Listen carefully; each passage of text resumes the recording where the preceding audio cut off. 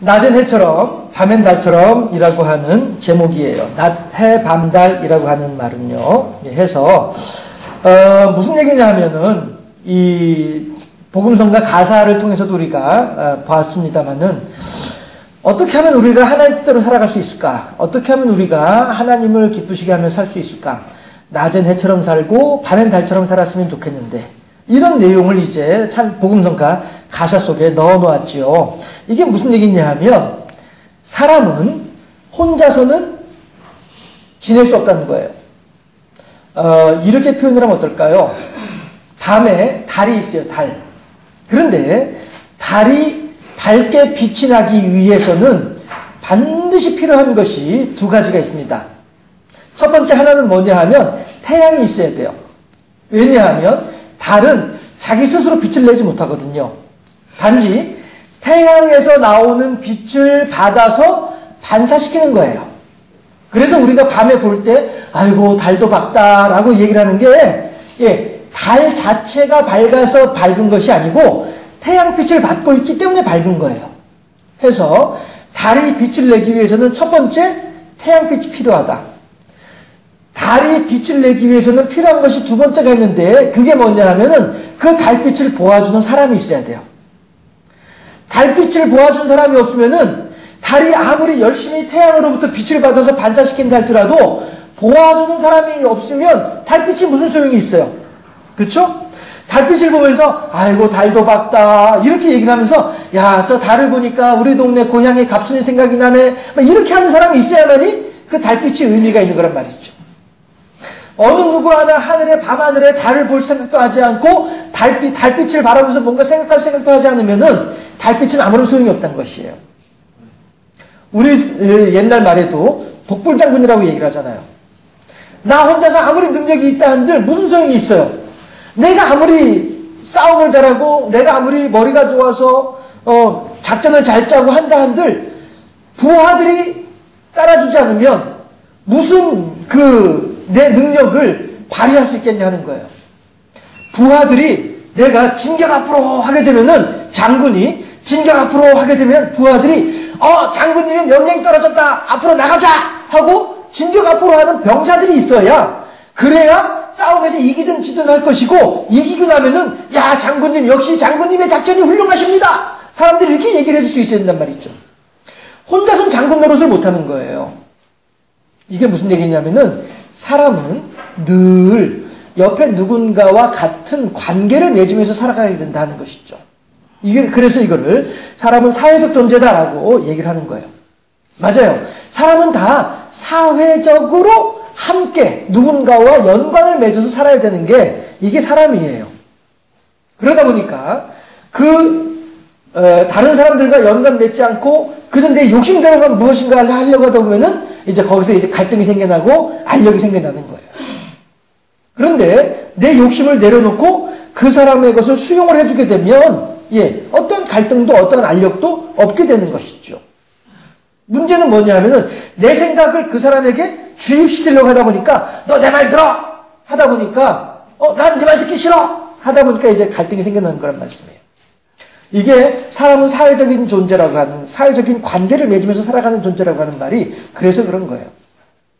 그런데 이 사회라고 하는 것이 또 반대로 말하면은요 내게는요 거울이에요. 저도 이제 아침에 나오기 전에 이제 제 목양실에서 이제 옷차림이 제대로 되어 있는지 거울을 보고 그러고서 이제 나온단 말씀이에요. 내 옷차림이 제대로 됐는지 안 됐는지를 알려면은 거울을 봐야만이 알 수 있단 말씀이죠. 이런 것처럼 사회라고 하는 것은 내가 맺고 있는 내 주변에 있는 사람들이라고 하는 것은 내가 어떤 사람인가에 대해서 알려주는 그러한 사람들이에요. 그런 관계들인 거예요. 그러니까 우리 속담에도 그 사람에 대해서 알기 위해서는 그 사람의 친구들을 살펴보아라 하는 말을 그래서 하는 거잖아요. 이 사람이 어떠한가에 따라서 이 사람이 친하게 지내는 사람들이 달라진다는 것이죠. 그러니까 얍삽하게 아주 재빠르게 이렇게 교활하게 잔꾀를 부리면서 살아가는 사람들의 주변에는 잔꾀를 부리며 사는 사람들이 이제 어울리게 마련이란 것이죠. 또 자기가 어떠한 일을 하는 사람인가에 따라서, 자기가 어떠한 생각을 하는 사람인가에 따라서 어울리는 사람들, 친하게 지내는 사람들이 달라진다라고 하는 것이에요. 해서 나를 알기 위해서는 내 주변에 있는 사람들이 어떤 사람들이지를 보게 되면 나를 알 수 있는 또 하나의 방편이 된다라고 하는 것이죠. 해서 사회라고 하는 것은 이렇게 나를 비추어주는 거울이 되기도 한다라고 하는 것이에요. 하나님께서는 그 사회 속에서 너의 모습을 찾으라라고 우리들에게 말씀하고 계시는 거고요. 오늘 본문의 9절 10절 말씀이 그 내용이잖아요. 바울이 하는 얘기가, 여러분들이요, 내가 이 세상에 있는 어떤 악한 사람들이라도 그 사람들을 도무지 사귀지 말라고 하는 말이 결코 아닙니다. 그렇게 하려면 어떻게 해야 돼요? 너희들은 이 세상 사람이 아니어야만 한다는 거예요. 이 세상을 떠나 있어야만 된다는 것이죠. 그런데 하나님은 우리들더러 이 세상을 떠나서 살라고 하시지 않는단 말씀이에요. 도리어 예수님께서는 70명의 전도대원들을 2명씩 짝을 지어가지고 세상 속으로 들어가라고 하시잖아요. 들어가라. 가긴 가는데 참 내가 생각하더라도 너희들 내가 세상 속으로 들어가라고 하긴 하지만은 마치 무엇과 같다고요? 이리 때에게 너희들을 보낸 것처럼 내가 참 마음이 안 됐어. 너희들이 세상 속에 나아가서 내 말을 가지고서 전도를 하러 나아갔을 때에 세상 사람들이 너를 어떻게 괴롭히고 너를 어떻게 힘들게 할지 내가 뻔히 알고 있어. 그럼에도 불구하고 너희들은 나가야만 해. 말씀을 가지고 나가야만 해. 해서 내가 너희들로 하여금 결코 흔들리지 않게 할 수 있도록 위에서 기도하고 있어. 너희들이 믿음으로 승리할 수 있도록 기도하고 있어. 우리들의 생각대로 한다면은요, 우리들이 편한 대로 한다면은요, 괜히 세상 속에 나아가가지고 고생하면서 이래저래 어려워하면서 괜히 거기서 있을 것보다도 그냥 나 혼자 산속에 들어가가지고 혼자서만 하나님 하면서 찾는 게 훨씬 더 편할 것처럼 생각되어지지만, 그러나 하나님은 그리하지 말라시는 거예요. 도리어 너희들이 세상 속으로 들어가라. 섭을 지고 불 속에라도 뛰어들어가라. 이게 우리들이 하는 하나님의 말씀이란 거예요. 사명이란 거예요.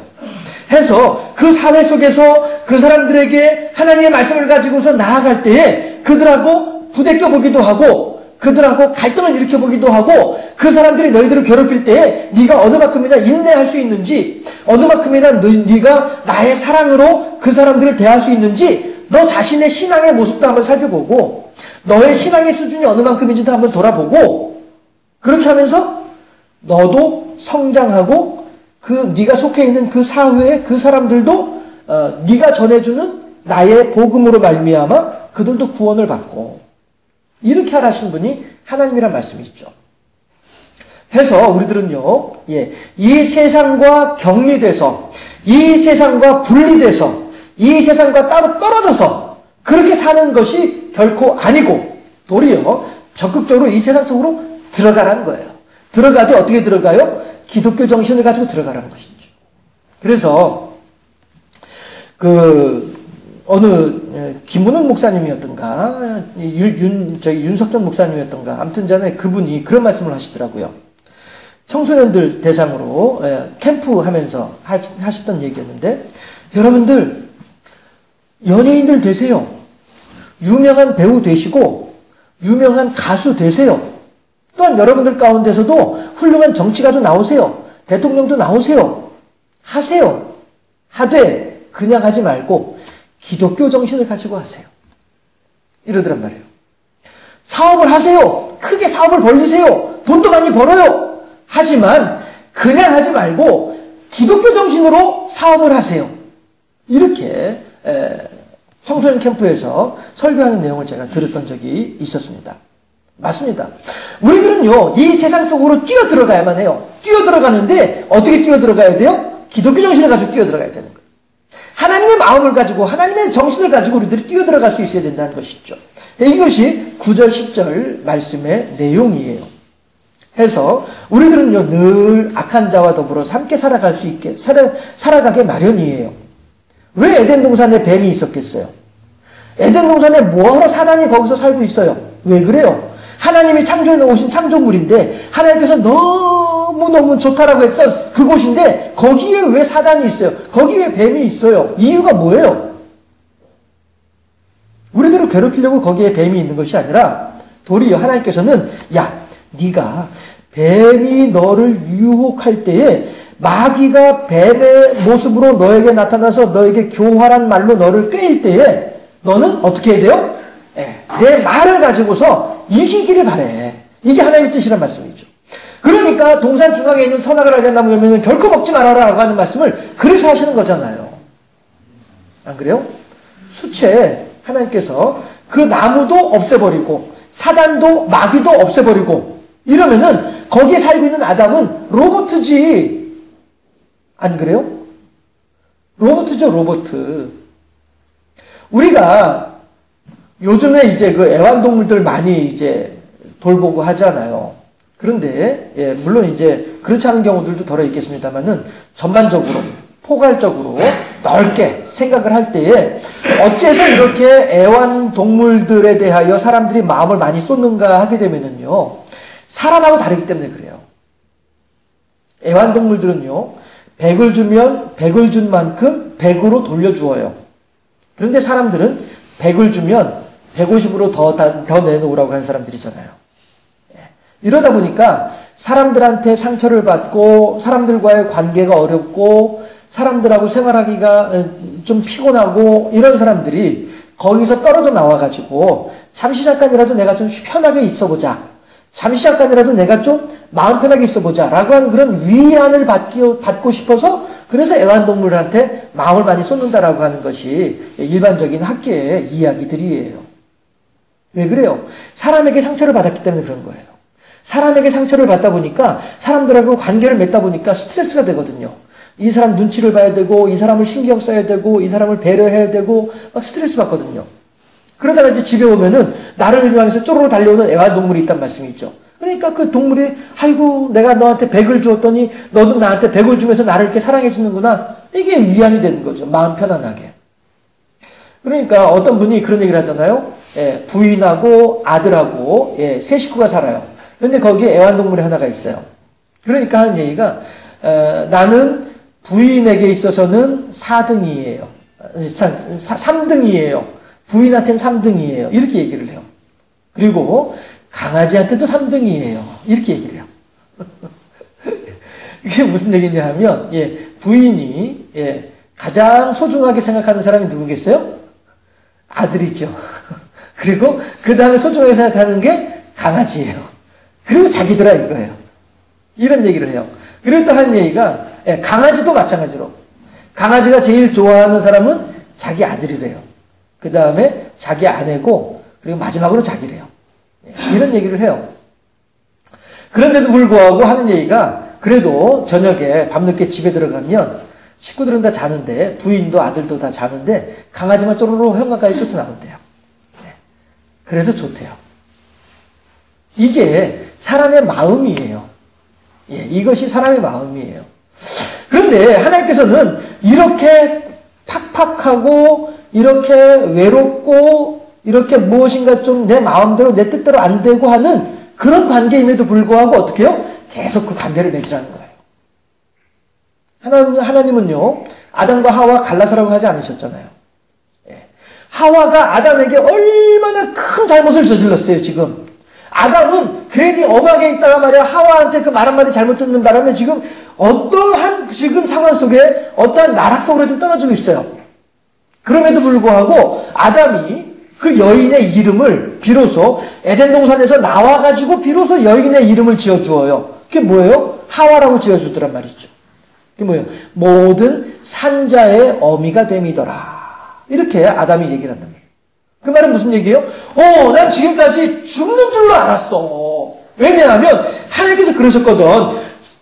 동산 중앙에 있는 나무 열매를 먹지 말아라 라고 분명히 말씀하셨는데 내가 그걸 먹었단 말이야. 먹었는데 마귀가 나한테 해주는 말이 너는 정녕 죽지 않을 것이라고 했는데 하나님께서 나한테 죽는다 그런 말씀하셨잖아. 그래서 난 이제 꼼짝없이 죽을 줄로 알았어. 그런데 내가 죽지 않고 살아났네. 도리어 하나님께서 나한테 가죽옷을 지어 입히시면서 나가서 편안하게 생활하라고 하시네. 어이구야, 난 죽는 줄 알았더니, 꼼짝없이 죽을 줄 알았더니, 안 죽고 살아났어. 아이고, 하나님 감사합니다. 하는고서는 이 비로소 그 옆에 있는 여인을 향하여서, 야, 내가 사니 너도 사는구나. 그래, 너와 내가 더불어 살아나는구나. 이제 우리들에게서 후손이 태어나게 될 터인데, 그 후손들도 살아나겠구나. 해서 모든 산자의 어미다고 하는 이름으로 하와라고 하는 이름을 지어주잖아요. 사람은요, 그 사람이 나를 아무리 해코지를 하고, 그 사람이 아무리 나한테 어렵게 하고, 아무리 그 사람이 나를 힘들게 한다 할지라도, 예, 하나님께서 갈라놓지 않는 한에는 사람으로서 갈라놓아서는 안 된다라고 하는 것을 얘기하는 거예요. 왜 그래요? 그 속에서 나를 볼 수 있기 때문에 그런 거예요. 그 속에서 내 신앙이 어느 만큼이고 내 수준이 어느 정도인지에 대해서 알 수 있는 일이기 때문에 그래요. 그러니까 하나님께서 하신 말씀이, 야, 내가 도무지 그 사람들을 사귀지 말라고 하는 말이 결코 아니라니까? 이 말은 너하고 나하고 달라. 그러니까 다 가운데 딱 담 쌓고 따로따로 살아. 이것이 아니라는 거예요. 도리어 적극적으로 그 속으로 들어가라는 거예요. 들어가서 그 사람들과 더불어서 함께 생활을 하는데, 생활을 하되 어떻게 살아야 되냐 하면요, 함께 성경 찾아보실까요? 잠언 4장 23절.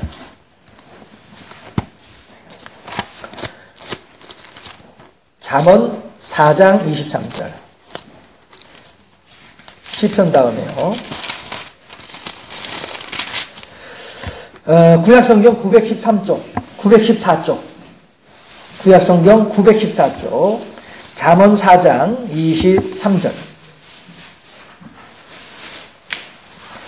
구약성경 914쪽, 잠언 4장 23절 말씀이에요.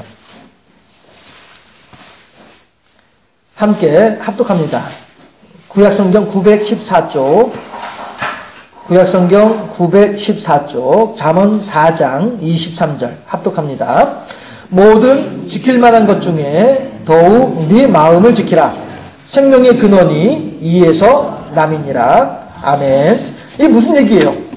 우리들더러 이 세상 속에 들어가서 살라는 거예요. 그 하나님도 알지 못하고 온갖 음행과 술수와 온갖 범죄 가운데 빠져있는 그 범죄 소굴, 악의 구렁텅이 같은 그곳으로 우리들더러 들어가라고 하는 거예요. 들어가는데 그냥 들어가지 말고 그 속에서 너의 마음을 지키면서 들어가 있어라 라고 우리들에게 말씀하시더라는 거예요. 지난 목요일날 그런 말씀 드렸었죠. 예, 물고기들이 바닷물 속에 살아가고 있는 물고기들이 바닷물 속에서 유유히 헤엄치고 있는 그 물고기들의 그 물고기 속살이 짭니까? 안 짭니까? 당연히 안 짜요. 왜 안 짜요? 예, 비늘이 물고기를 보호해주기 때문에 그래요. 바닷물, 그 짠 바닷물 속에서 물고기 평생을 살면서도 그 비늘이 내 몸을, 바닷물로부터 내 몸을 보호해주고 있기 때문에 내 속살은 짜지 않아요. 이게 물고기를 통해서 주시는 하나님의 말씀이에요. 다만, 그 물고기가 생명을 잃게 되면, 그 물고기가 죽게 되면, 아무리 비늘이 있다 할지라도 바닷물의 짠 염분을 그 몸속에 받아들일 수밖에 없어요. 죽으면. 물고기가 살아있는 동안은 아무리 짜다 할지라도 그곳에서 넉넉하게 자기를 지켜내면서 살아갈 수 있는 것이 물고기예요. 하나님께서 레위기에서 비늘 있는 물고기만 먹어야 된다라고 말씀하시는 이유가 거기에 있단 말씀이에요. 우리들은 이 세상 속에 악의 구렁텅이 같은 세상 속에 들어가 살면서도 불구하고 하나님에 대한 마음, 하나님에 대한 생명, 하나님을 향한 사랑을 잃어버리지 않고 그곳에서 살아야 된다는 거예요. 그래서 무릇 지킬 만한 것 가운데 뭘 지켜요? 너의 마음을 지키라고 말씀을 하시는 거예요. 왜 그래요? 너의 마음에서 생명의 근원이 나기 때문이다 라고 우리들에게 말씀해 주고 계신다는 거예요. 해서 우리들은 세상 속에 들어가서 세상 사람들과 더불어서 함께 부대끼면서 살아야 돼요. 그런데 살면서도 불구하고 어떻게 살아야 돼요? 그 사람들하고 동화되지 말고 살아야 돼요.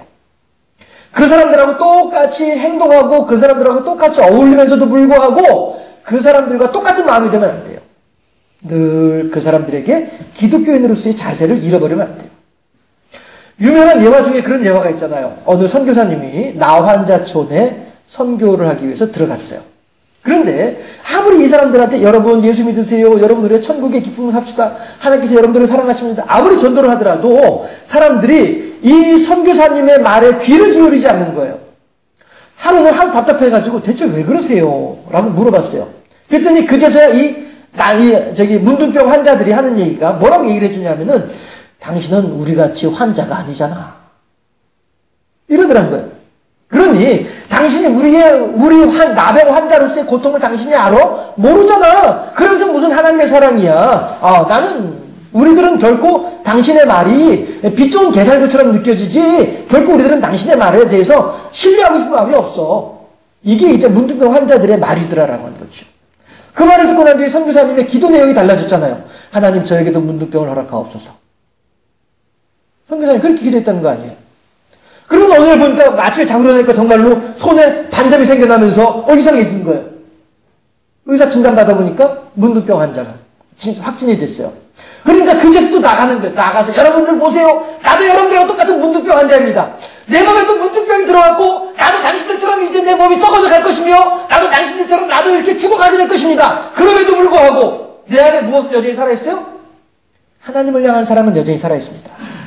내 몸이 죽어감에도 불구하고 여전히 내 안에 뭐가 살아있어요? 나를 향하신 하나님의 사랑은 여전히 살아있습니다. 여러분들이요. 나도 여러분들하고 똑같은 문둥병 환자입니다. 이제 문둥병 환자로서 여러분들에게 말을 하오니 여러분들에게 권하는 것은 여러분들도 나처럼 예수 믿읍시다. 이것이 그 선교사님의 간절한 호소였더라 하는 것이죠. 여러분들 이것이에요.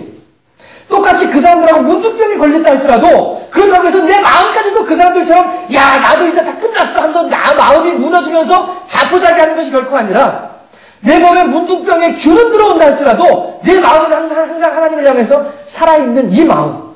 잠언 4장 23절 무릇 지킬 만한 가까운 데에서 네 마음을 지키라. 생명의 근원이 이에서 나니라. 우리들이 그런 마음으로 살아야 된다라고 하는 것을 오늘 하나님께서 바울을 통해서 고린도전서에서 말씀해 주고 계시다라는 거예요. 자, 이제 1부 여기까지 해서 1부 우리들이 고린도전서 5장 9절에서 13절까지 말씀을 통해서 하나님의 말씀을 들어야만 할 터인데 오늘은 1부 10절까지 과연 사회와 나와의 관계는 어떠해야 할까? 세상과 나는 어떠한 관계로 맺어져야만 할 것인가? 지극한 사랑으로 그들을 향해야 하겠죠. 그러나 내 마음을 지키면서 그들과 더불어 함께 생활하면서도 내가 그들처럼 될 것이 아니라 그들을 나처럼 만들 수 있는 이러한 사명을 우리들이 가져야 되겠다는 것이죠. 그래서 한동안 제가 여러분들한테 자주 강조했던 게 뭡니까? 예수 믿고 구원받기는 너무나도 쉽지만 예수를 잘 믿기는 너무나도 어렵습니다. 라고 하는 말이 그래서 그런 거예요. 그 사람들하고 같이 생활하면서도 불구하고 내가 그 사람들처럼 되지 아니하고 도리어 그 사람들을 나처럼 만들어야 된다고 하는 이 이중의 사명감. 그 사람들 속으로 들어가야 된다. 그 사람들을 데리고 나와야 된다. 이 두 가지의 사명감이 우리들한테 있기 때문에 이걸 잘 감당하기 위해서는 예수를 잘 믿기 위해서는 힘들다는 거예요. 그런데 그 사람들 전혀 신경 쓰지 않고 나를 향하신 하나님의 사명은 전혀 신경 쓰지 않고 그저 아이고 하나님 나 예수 믿었으니까 구원해 주세요. 나 천국 가는 확신 가운데 있으니까 나 천국 가게 해주세요. 이건 너무나도 쉽죠.